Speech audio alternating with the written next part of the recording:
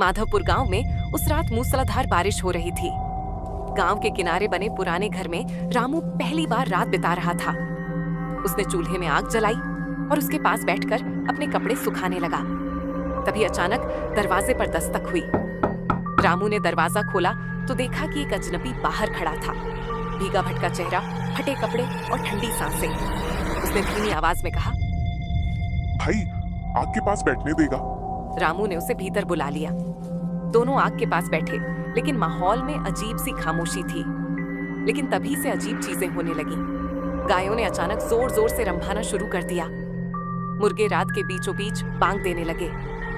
कुछ ही देर में चूल्हे की आग बुझ गई। रामू ने लकड़ी डालकर आग फिर से जलाने की कोशिश की। जैसे ही लौ उठी, उसने देखा कि सामने बैठा अजनबी अब इंसान नहीं रहा।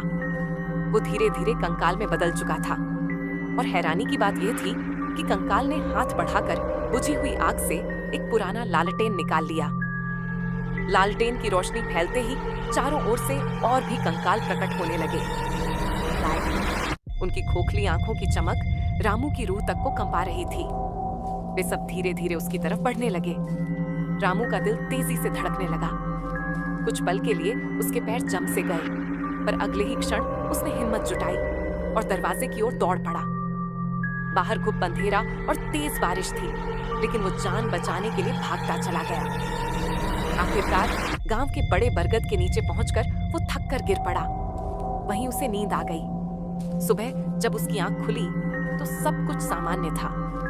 गांव वाले पास ही खेतों में काम कर रहे थे। रामू ने डरते डरते रात की सारी घटना सुनाई। गांव वालों ने एक दूसरे की ओर देखा और फिर बोले, बेटा, जिस घर में तू रात गुजार रहा था, वहीं कई साल पहले एक अजनबी की रहस्यमयी मौत हुई थी। तब से कहा जाता है कि वहां उसकी आत्मा और बाकी अधूरी आत्माएं भटकती हैं। रामू सुनकर सिहर उठा। पिछली रात का खौफ अब भी उसकी आंखों में जिंदा था।